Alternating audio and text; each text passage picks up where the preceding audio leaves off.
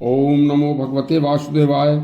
सतयुग, त्रेता, द्वापर कैसा था, कलयुग कैसा होगा, ब्रह्मदेव सुदर्शन जी महाराज ने अपनी जवानी बताया था। हमारे धर्मशास्त्रों के अनुसार परिवर्तन संसार का नियम है।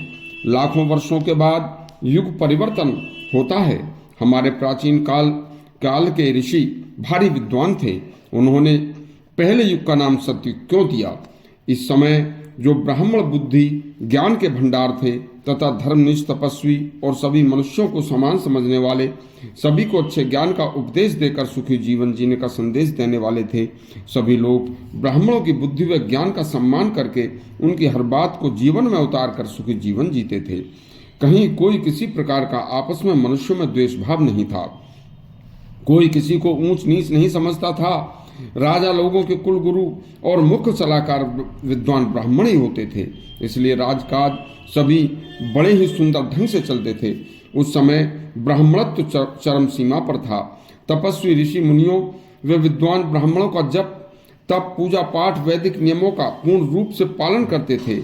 कहीं कोई जाति भेद नहीं था। समाज में जिसका जो कार्य था उसे वह पूरी निष्ठा के साथ करता था। उसके बाद धीरे धीरे समय बदला। ब्राह्मणत्व में थोड़ी कमी आई। क्षत्रिय वंश में बड़े बड़े क्षत्रिय वीर पैदा होने शुरू हुए। उन्होंने सतयुग से कुछ कम लगभग अच्छा कार्य करते हुए जीवन जिया। उस युग का नाम त्रेता रखा गया। भगवान श्री राम व रावण भी उसी युग में पैदा हुए थे। इसके बाद फिर मनुष्यों में और कमी आई। राजा लोग भी कुछ अत्याचारी होने शुरू हो गए। प्रजा में भी लोगों की मति भंग होनी शुरू हो गई। सामाजिक ढांचा अस्त व्यस्त होने लगा। बलशाली कमजोर को सताने लगे। वैदिक रीति रिवाज धर्म कर्म भक्ति भाव में कमी आने लगी।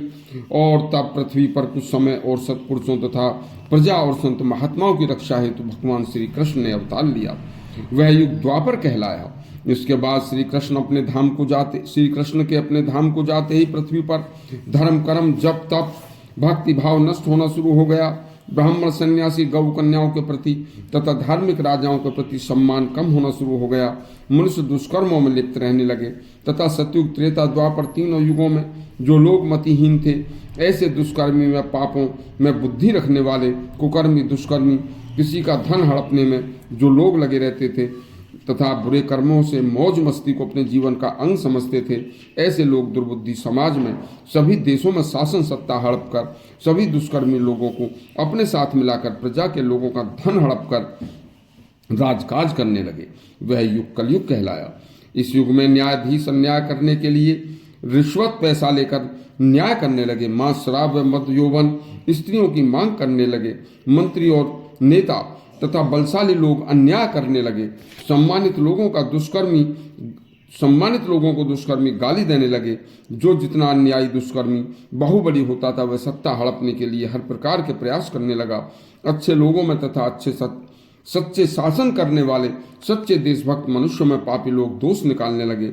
हर तरफ अराजकता फैले और अच्छे अच्छे लोग शासन से उतरे। ऐसे दुष्चक्र चलाने लगे। तब इस युग का नाम कलयुग रखा गया।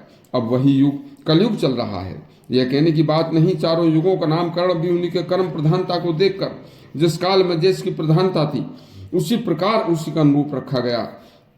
दिन प्रतिदिन होते परिवर्तन को देखकर विद्वानों ने हजारों साल पहले यह भविष्यवाणियां कर दी थी।